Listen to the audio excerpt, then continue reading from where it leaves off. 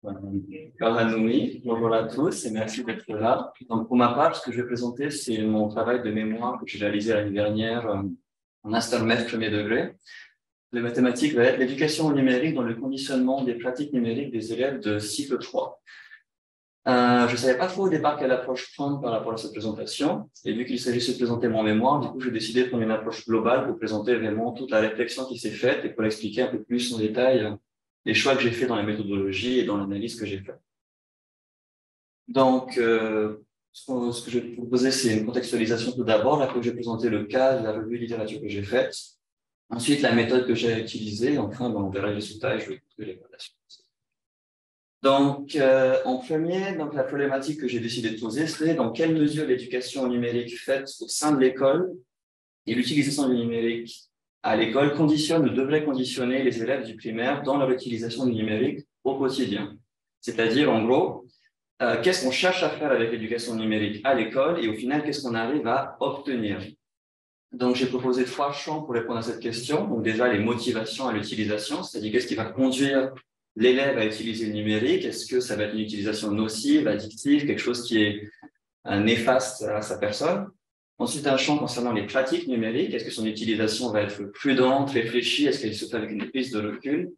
Et enfin, est-ce que cette utilisation se fait avec une acquisition de compétences? Est-ce que ce qu'il fait à l'école lui permet d'acquérir des nouvelles compétences qu'il peut non seulement réutiliser, il peut utiliser pour les réinvestir et même en acquérir de nouvelles encore par la suite? Donc, le premier obstacle auquel je me suis confronté, c'est la définition du numérique, parce qu'au final, c'est un mot qu'on utilise tous, mais qui n'est pas si clair que ça. Peut-être par déformation professionnelle, mon premier réflexe était de me diriger vers le dictionnaire, ce qui au final ne m'a pas apporté grand-chose, puisque se dit par la position analogique du codage, du stockage, de la transmission d'informations, de grandeur physique sous forme de chiffres, pour le commun des mortels, ça ne veut rien dire. Et pourtant, c'est la définition que l'on retrouve.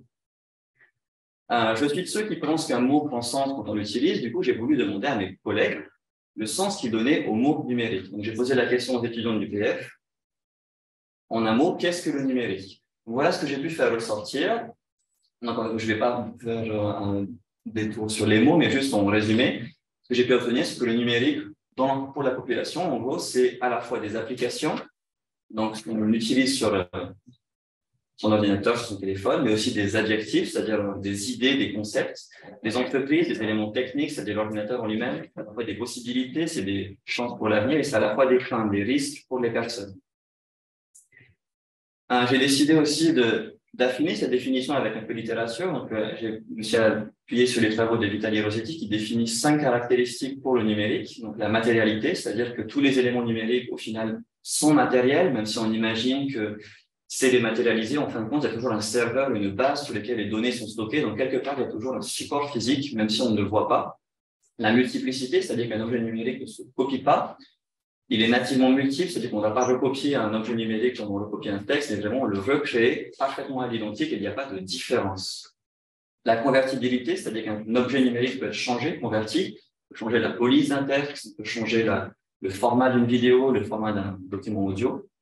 Il est facilement manipulable, on peut facilement le faire circuler, le modifier, le réutiliser, le changer à sa volonté. Et on peut enfin... Ah, pardon.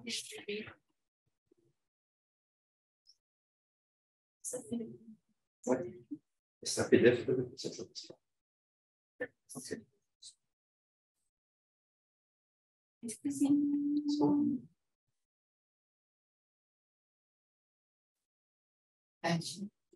C'est juste que tu as un certain nombre de personnes qui t'écoutent. Oui, c'est bien. Il ne voit pas. Je suis désolée.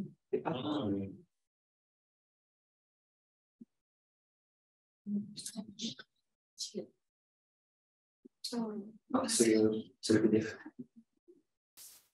Est-ce que tu peux regarder sur mon ordinateur? C'est bon. Ça y est, merci beaucoup. Merci.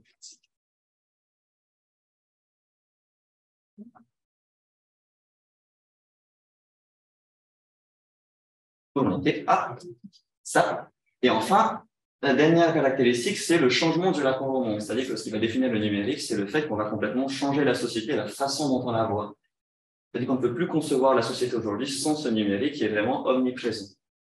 Tout ça m'a permis, en fusionnant ces trois aspects, de proposer la définition suivante.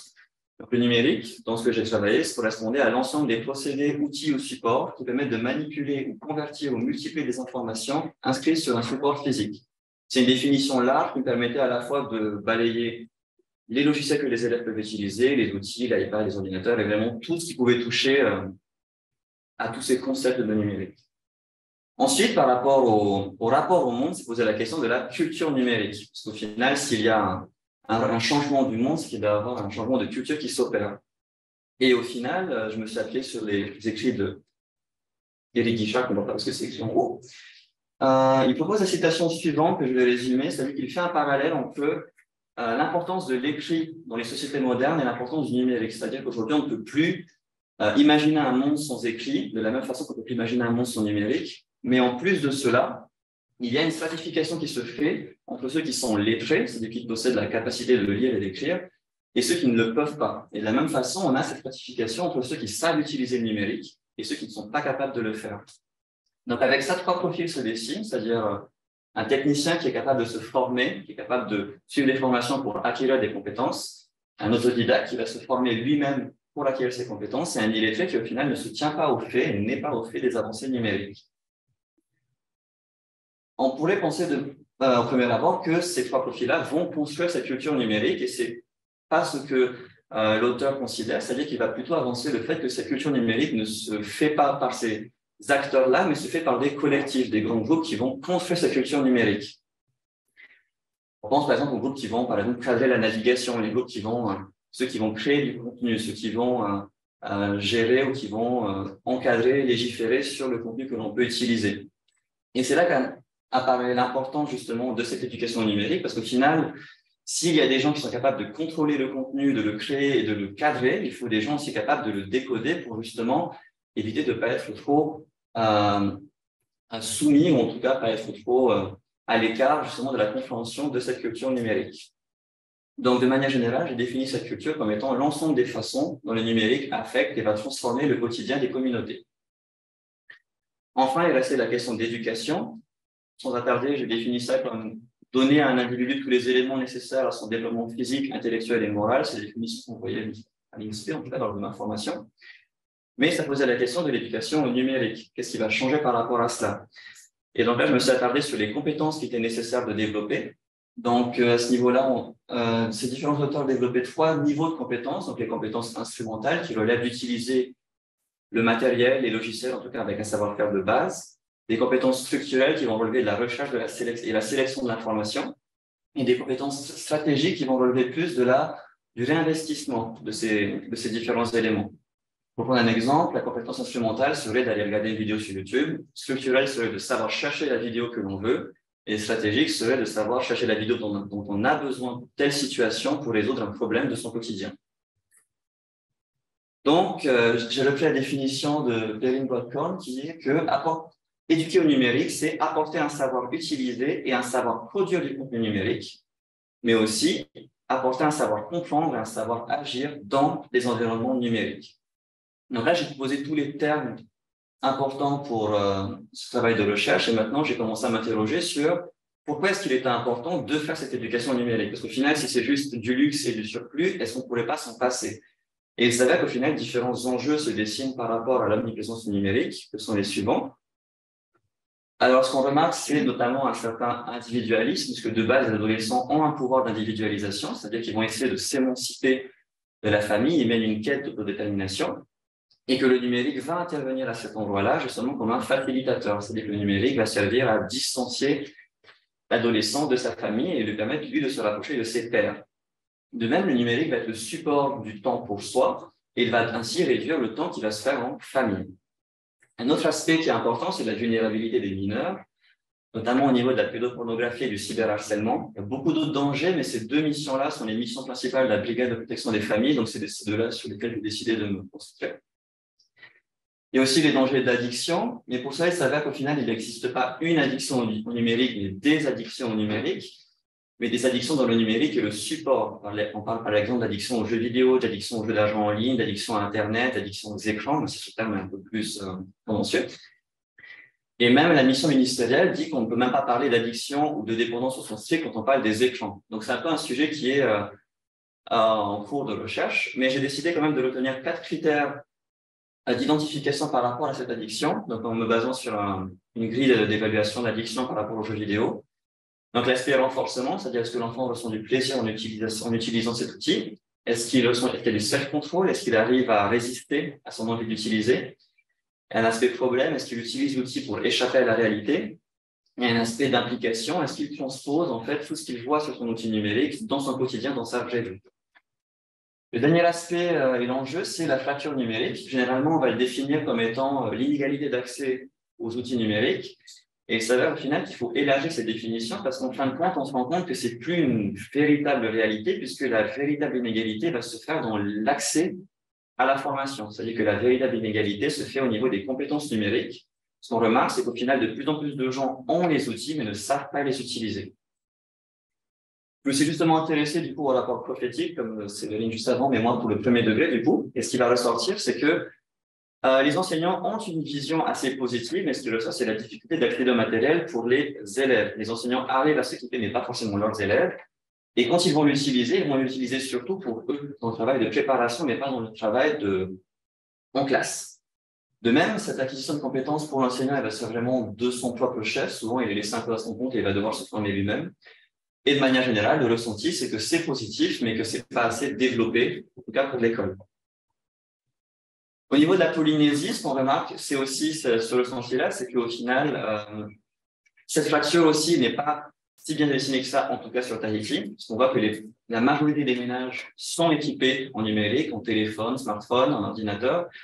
Ils ont quasiment tous une connexion Internet fixe sur Tahiti. Plus de la moitié se connectent tous les jours, ils utilisent des réseaux sociaux, des messageries instantanées, et une grande majorité sont inscrits sur des réseaux sociaux comme Facebook, et que 9% qui déclarent n'être inscrits sur aucun réseau social. Donc, on a vraiment une Polynésie qui est quand même très connectée, qui du coup montre bien que cette fracture, elle est moins sur cet accès aux outils. Maintenant qu'on a défini le contexte en Polynésie, j'ai pu m'attarder sur les profils éducatifs, c'est-à-dire comment est-ce que les parents, maintenant qu'il y a le numérique à la maison, font pour parler ce numérique avec leurs enfants. Il y a 2 profils qui ressortent. Le côté gatekeeper, c'est-à-dire que le parent se met en frein d'accès, c'est-à-dire que le parent bloque l'accès, restreint, et va juste dire oui, non à chaque élément selon son ressenti. Et l'aspect scaffolder, où le parent se met plus dans une posture de soutien et d'instruction, c'est-à-dire que là, on se met dans l'apprentissage de l'utilisation de l'outil numérique. Entre ces 2 profils-là, il n'y a pas forcément une dichotomie, c'est-à-dire que ça va plus varier selon plusieurs facteurs, ça va varier selon l'âge de l'enfant. Plus l'enfant est jeune, ce que Connor et Cross remarquaient, c'est qu'au final, plus on va retrouver une posture de gatekeeper. La littératie numérique du parent va jouer, c'est-à-dire que si le parent ne sait pas utiliser l'outil, il ne peut pas former son enfant à l'utiliser. Et le genre du parent va jouer, puisque l'auteur repérait que les femmes tendaient à être plus strictes sur l'utilisation du contenu. Par rapport à cette restriction, il y a plusieurs approches, c'est-à-dire au final, il y en a qui vont réduire le temps d'utilisation, il y en a qui vont le contrôler dans le temps, en mettant un emploi du temps dans la semaine. Il y en a qui vont aborder une technique de coup d'œil, c'est-à-dire qu'ils vont prendre la tablette, vérifier le contenu, vérifier les applications. Il y en a qui vont simplement se mettre à distance et écouter relativement de loin les bruits que font la tablette. Il y a plusieurs raisons qui vont animer ces choix, notamment le fait qu'il n'y a pas forcément de discussion autour des risques avec les enfants. En plus, si on ne lui dit pas les risques, mais il ne peut pas apprendre, du coup, il n'y a pas besoin il n'y a pas de possibilité de lui expliquer cela. Et une certaine confiance en l'enfant qui fait qu'on va imaginer que puisqu'on lui a dit non, il ne va pas le faire. Et au final, ce que l'auteur montre qu'il n'y a pas, puisque beaucoup d'enfants déclarent visionner du contenu dangereux, violent, voire sexuel, sans que les parents ne soient au courant. Ça, c'est pour les profils éducatifs qui vont aussi se baser sur les représentations des parents et des enfants. Au niveau des représentations, ce qu'on retrouve chez les enfants, au final, même si on n'est pas beaucoup relevé, c'est qu'on a l'idée que c'est un espace de divertissement. Le numérique, c'est plus un espace de jeu. Et tout ce qu'ils relèvent comme risque, c'est au niveau du matériel en lui-même, c'est-à-dire qu'ils savent que le matériel est fragile et qu'il a de la valeur, mais en soi, ça peut être toutes les représentations qui se font du numérique. Au niveau des parents, ce qu'on a, c'est qu'ils relèvent effectivement le potentiel pédagogique, mais qu'ils le trouvent caché. Ce qui provoque, je pense, un désintérêt total de la part des parents qui, au final, ne comprennent pas pourquoi leurs enfants s'intéressent à des vidéos qu'ils trouvent un peu bêtes sur les bords, par gentiment, et qui vont, au final, se mettre de côté. Les questions de harcèlement et de pédophilie sont connues des parents, Mais dans le cas des jeunes enfants, ce sont des questions que les parents vont assimiler à des sujets qu'ils vont devoir aborder plus tard dans la vie. Du coup, au final, c'est des risques qui ne sont pas mis à la portée des enfants, alors que ça pourrait justement être abordé, au moins pour les questions les moins graves. Donc ça, c'est pour les représentations. Il reste enfin la question de l'évaluation de ces compétences. Donc le programme propose 5 domaines de compétences. On ne va pas forcément se parler dessus, mais qu'on peut les décliner à chaque fois entre 4 niveaux, simple, intermédiaire, avancé, spécialisé. On reste dans ce qu'on a vu auparavant, c'est-à-dire les compétences simples, c'est les compétences instrumentales, c'est-à-dire qu'ils savent utiliser l'outil, jusqu'à spécialisé, où l'enfant sait utiliser la compétence pour réinvestir, pour créer quelque chose de nouveau. Enfin, au niveau des pratiques au sein des familles, ce qu'on remarque, c'est justement beaucoup de difficultés, c'est-à-dire que la pratique va être négociée, et souvent pas forcément dans le sens des parents. Ce qu'on remarque, c'est qu'en fait, il y a une préoccupation au niveau des parents et de l'enfant, c'est-à-dire qu'il y a un souci de vouloir communiquer avec son enfant constamment, c'est ça l'intérêt du numérique, et il y a un souci aussi pour l'enfant d'être reconnu par ses pairs et de pouvoir sociabiliser avec ses pairs. Donc, il y a un devoir de connexion qui s'installe, et du coup, un souci de normalité pour l'enfant et pour le parent qui va reconnaître ce souci et qui, du coup, va être poussé à fournir de l'outil numérique. En paradoxe à ça, on va avoir un désarroi des parents qui vont, du coup, pas forcément réussir à imposer l'usage dont ils ont besoin par cette absence, justement, de littératie numérique. Puisqu'ils n'arrivent pas, justement, à comprendre ou à expliquer l'outil, ils vont avoir des difficultés, justement, à s'imposer.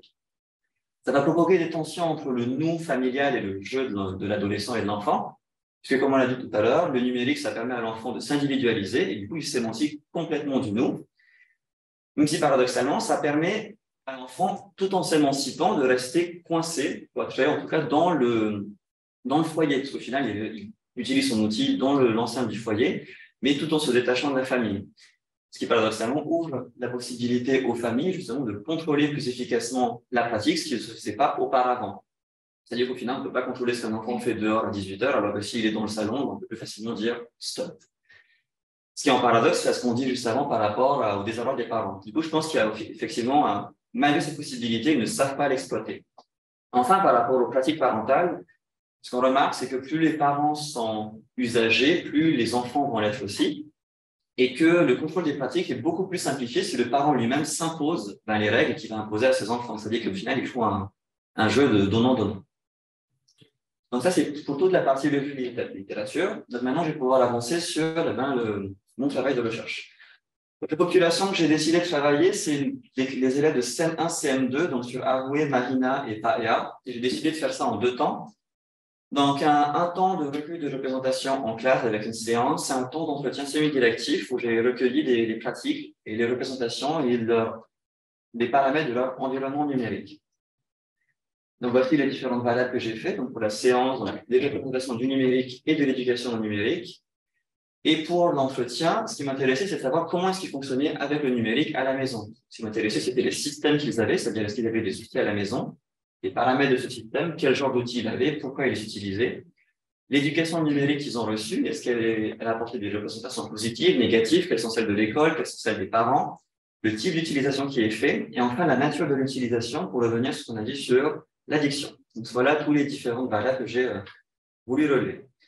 Ce qui est ressorti, c'est ceci. Donc, par rapport au système des élèves, tous les élèves sont équipés. Chacun n'est effectivement pas au niveau de l'équipement. Ils possèdent au moins tous un équipement, que ce soit à la maison ou à l'école, téléphone, tablette. Ils possèdent tous. Ce qui va varier, c'est vraiment la nature de l'équipement. À l'école, c'est uniquement sous forme de tablette, donc ce que j'ai pu relever. C'est aussi ce que je peux confirmer dans ma pratique à WAPO, où effectivement, j'ai pas d'ordinateur, mais j'ai que des tablettes, et ça a l'air d'être le format qui est préféré par l'éducation. À la maison, c'est beaucoup plus varié, tablette, téléphone, ordinateur. Mais on reste dans du numérique occupationnel, c'est-à-dire qu'il l'utilise vraiment pour s'occuper, pour jouer. Et ce qu'on remarque, c'est que la possession de l'outil induit une absence d'autorégulation, c'est-à-dire que les répondants qui me disaient qu'ils avaient un téléphone rien qu'à eux ne déclaraient pas avoir un besoin de le laisser. Ils ne proposaient pas d'arrêter de l'utiliser. Pour eux, c'était évident qu'ils pouvaient rester toute la journée, alors que ceux qui devaient le partager savaient qu'ils devaient réguler leur pratique. Paradoxalement, ce que j'ai remarqué, c'est une absence de numérique de socialisation. C'est-à-dire qu'aucun des enfants ne déclarait qu'il l'utilisait pour parler avec ses pairs. C'est vraiment que des réseaux sociaux, que du jeu, que des activités individuelles. Par rapport à l'éducation numérique, ça varie beaucoup selon les contextes. Il y a un fort impact parental, puisque les enfants apportaient des représentations parfois vagues et même fantaisies, c'est-à-dire que ça allait du ça m'embête à maman a dit que si je regarde la télé, un jour, je peux mourir. Donc, les représentations des parents négatives sont entendues par les enfants et ils les retiennent bien, mais parfois ne peuvent pas les comprendre. Et c'est ce qu'on voyait, c'est-à-dire que quand on demandait à l'enfant, mais tu penses vraiment que ça peut te tuer? Eh ben non, il ne comprenait pas pourquoi on lui avait dit ça, et c'est vrai que ça fait pas de sens. J'ai repéré ces mêmes tensions entre les parents et les enfants, c'est-à-dire que les parents, tous les parents interrogés, enfin, toutes les pratiques relevées de la part des enfants, de ce que font leurs parents, étaient très orientés gatekeepers, c'est-à-dire que c'était vraiment que de la restriction, et qu'il y avait une tension dans le fait qu'ils ne comprenaient pas justement forcément. Certains étaient d'accord, mais n'avaient pas la compréhension justement de pourquoi il y avait ces règles-là. Pour ce qui est de l'école, on reste dans une éducation qui tourne beaucoup autour du savoir utiliser, c'est-à-dire que l'école ne dit rien sur le numérique, fait juste avec le numérique. Un seul des répondants déclarait avoir des compétences transversales qu'il a pu réutiliser après le montage vidéo, visionnage de tutoriels, etc. Par rapport au type d'utilisation, principalement des réseaux sociaux, même si les enfants n'étaient pas capables d'identifier forcément ce qu'est un réseau social. Pour le TikTok, c'est pas un réseau social. YouTube n'en est pas un, les jeux vidéo ne sont pas un. Du coup, au final, ils savent ce qu'ils utilisent, mais n'ont pas le recul sur, au final, qu'est-ce que ça comprend. Et aucun ne déclare réutiliser les compétences qu'ils ont développées à l'école, ce qu'au final, je trouvais un peu dommage, parce que je trouve que les compétences de montage que certains déclaraient relevaient de ce réinvestissement, mais je pense que ça souligne le fait qu'il y a une véritable distinction entre le numérique de l'école, qui est un numérique de travail, et le numérique de la maison, qui est un numérique de jeu, un numérique d'occupation. Par rapport à la nature et aux questions d'addiction, il y a eu énormément de différences entre ceux qui recevaient une bonne éducation numérique et ceux qui n'en recevaient pas. Ce qui ressortait surtout, c'est que ceux avec la meilleure littératie numérique ne relevaient pas l'ennui comme moteur d'utilisation. Ils n'utilisaient pas l'ennui pour justifier le fait d'y aller, c'était vraiment juste qu'ils l'utilisaient quand il en avait un besoin. Ouais, c'est page. Par rapport aux séances, ce qui ressort, c'est que les enfants savent identifier qu'il y a vraiment des dangers avec le numérique et que l'éducation se fait à la fois à la maison ou à l'école. Ce qui ressort en termes de représentation, pour eux, le numérique a 4 aspects, à savoir le support, l'outil, les concepts et les dangers. C'est ce qui ressort quand on interroge les enfants. Donc, c'est un peu ce que ça rejoint la définition qu'on a posée auparavant. Par rapport aux utilisations, ça rejoint aussi ce qu'on a vu dans la revue de littérature, c'est-à-dire qu'on a un numérique qui sert à se socialiser, se divertir, ça sert au travail, et ça sert aussi à la cognition. Certains relevaient que ça servait à faire de la recherche, à améliorer ses connaissances. Et un aspect technique, c'est-à-dire que le numérique, ça sert aussi à télécharger, sauvegarder des choses qui sont propres au numérique. Et il y a des usages essentiels, donc des usages pour vivre, commander, acheter, se réveiller. Par rapport aux représentations, ils ont identifié 6 dangers par rapport aux abus, par rapport au développement cognitif et psychologique, par rapport aux intrusions, par rapport au matériel, c'est-à-dire que le matériel lui-même pouvait avoir un danger, et par rapport aux violences. Et ce que j'ai noté, c'est qu'en majorité, les enfants relevaient des dangers qui relevaient de l'autre, pas forcément de l'appareil. Le danger vient de la personne qui est en face de lui, en tout cas à travers l'écran. Donc, pour résumer tout ce que j'ai pu obtenir après cette recherche, par rapport aux pratiques numériques, on a une prise de conscience qui se fait par rapport au danger, c'est-à-dire qu'ils savent qu'il y a un danger, mais n'arrivent pas forcément à l'identifier correctement, à le confondre. Il y a un réinvestissement qui se fait des acquis de l'école, même s'il n'est pas forcément conscient, et ça peut inciter à une démarche d'amélioration, puisqu'il y en a qui vont visionner des tutoriels. Par rapport aux conduites, il n'y a que l'aspect récompense qui est affecté, puisqu'au final, c'est le seul aspect où l'enfant ne relevait pas, je veux dire qu'il n'y avait pas d'utilisation pour pallier un manque. Et par rapport aux compétences numériques, effectivement, ce qui est vu à l'école, dans certains cas, peut permettre d'acquérir de nouvelles compétences plus poussées et appeler à une démarche personnelle dans certains cas. Et donc voilà, juste un schéma pour résumer, mais je ne vais pas... Je vais terminer. Ok, merci beaucoup.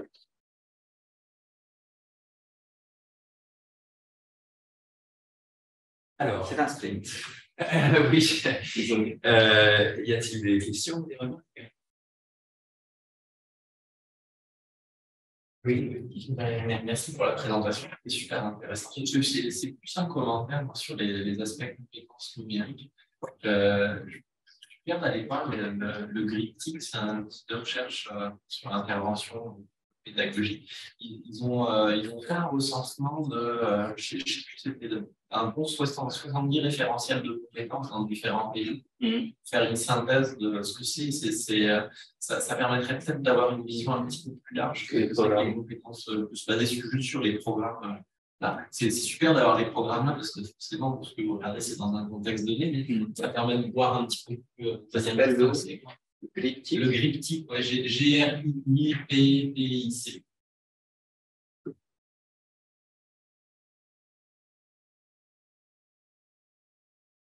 Ah, bah, Merci. est-ce qu'il y a d'autres réactions ou commentaires? Moi aussi, c'est plus un commentaire, mais effectivement, c'est très intéressant. Souvent, on n'interroge pas les élèves. Enfin, on présage, on présume, notamment avec la fracture générationnelle.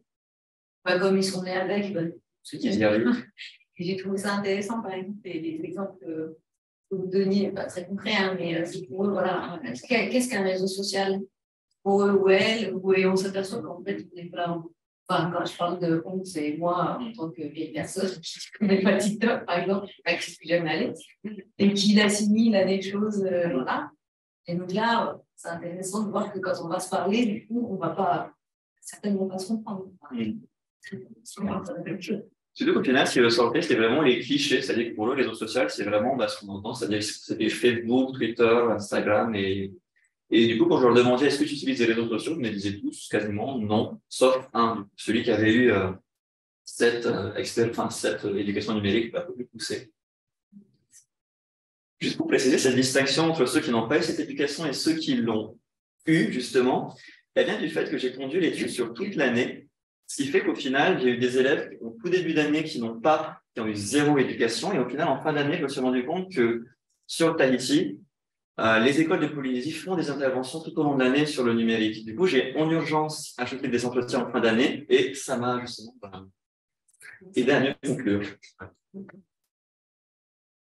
C'est vrai que le numérique, c'est un mot qui est une espèce de nouvalisme en fait, qui est apparu, qui a balayé dans le champ de l'éducation, avant on appelait ça les TIC, technologies d'information d'application. Le E, c'est soit l'éducation, soit enseignement. Et il y a quelques années déjà, effectivement, ce mot-là qui au départ était plutôt un adjectif, hein, c'était pas censé être pour désigner des plateformes, des dispositifs, voilà. Et les supports numériques, je veux dire, il a tout balayé, et donc c'est devenu tout et n'importe quoi à l'intérieur de ce mot-là. Et du coup, vous avez fait un travail au départ de définition, je le trouvais très bien, parce qu'effectivement, souvent, c'est. On peut imaginer qu'on a des représentations qui sont très, très variées sur ce que recouvre ce mot-là, finalement. Extrêmement vaste, extrêmement effectivement, c'était un très bon, je trouve, très bonne manière de faire que de commencer déjà par un peu fixer les choses et voir ce que ça recouvre, ce terme-là qui est tellement galvaudé. Et puis l'autre chose que je voulais dire, c'est qu'effectivement, il y a Cédric Flucligé, qui travaille sur la sociologie des usages, notamment numérique. Il avait travaillé son travail de thèse chez les collégiens, qui avait vraiment entre les pratiques privées juvéniles, des élèves et puis les pratiques scolaires, il y avait vraiment un gap entre les deux. Et que cette histoire de génération, on appelle ça les natifs numériques, est complètement fausse et n'a aucun fondement scientifique. C'est une espèce de fantasme, parce que souvent, justement, tous les environnements numériques sont un peu des boîtes noires, et souvent les élèves ont aucune idée de ce que ça recouvre.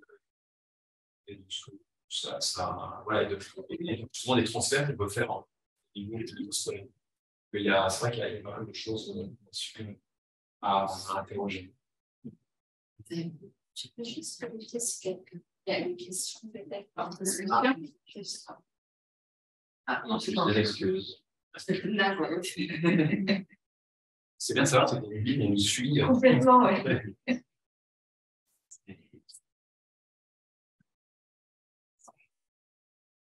Merci pour le jusqu'au bout. Est-ce qu'il y a d'autres questions? Romain? Non? Très bien. Merci. Bravo. Merci.